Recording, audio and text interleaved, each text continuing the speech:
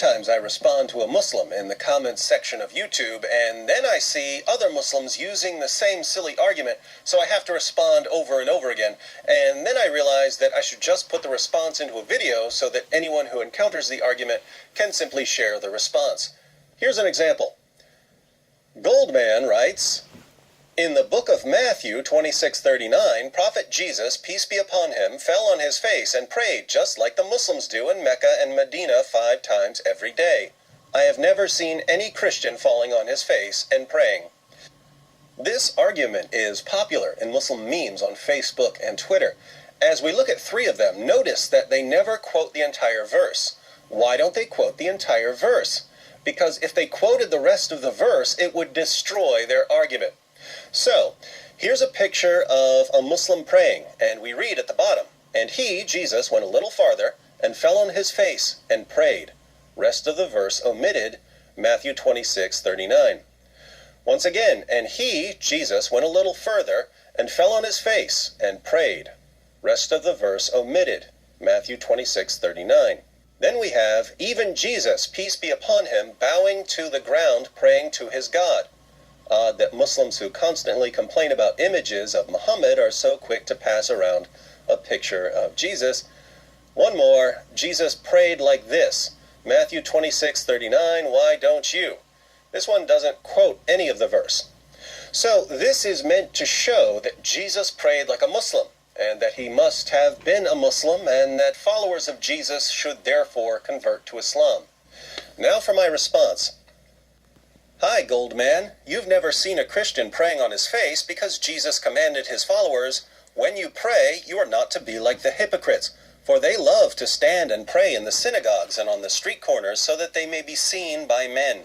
Truly I say to you, they have their reward in full.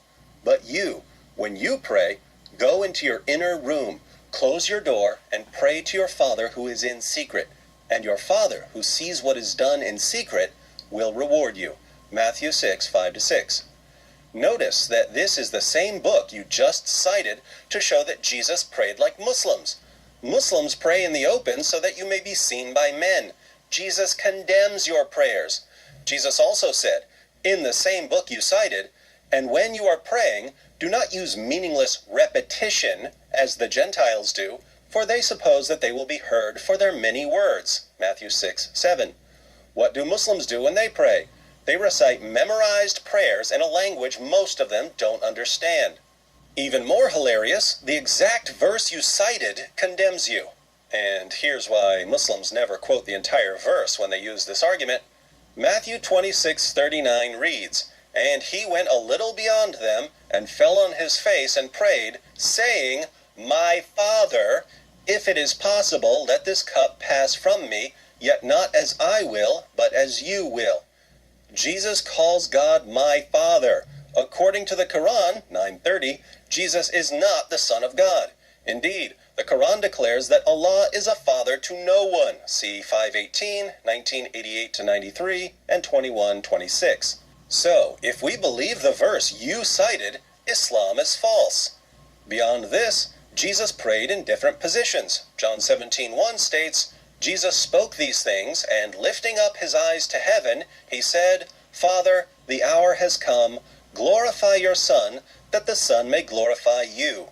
Jesus prayed while looking up to heaven. I've never seen a Muslim pray like this. Notice also, once again, that Jesus calls God Father and declares himself to be the Son. So, your proof of Islam is something that thoroughly contradicts Islam. Thank you for proving, based on the teachings of Jesus, that Muhammad was a false prophet. I think I'll make a video about this. Now, when Muslims look up Matthew 26, verse 39, and read that Jesus calls God my Father, and then cut that part off because the Quran says that Allah is a father to no one, and they post part of the verse and claim that it supports Islam, isn't that highly deceptive? Why is this kind of deliberate deception so common among Muslims who are trying to convert Christians? Let me know what you think in the comments section. Oh, and by the way, since so many Muslims are using this silly argument, I've posted the text of my response in the description box. So when you see the argument, feel free to either share this video or cut and paste the response.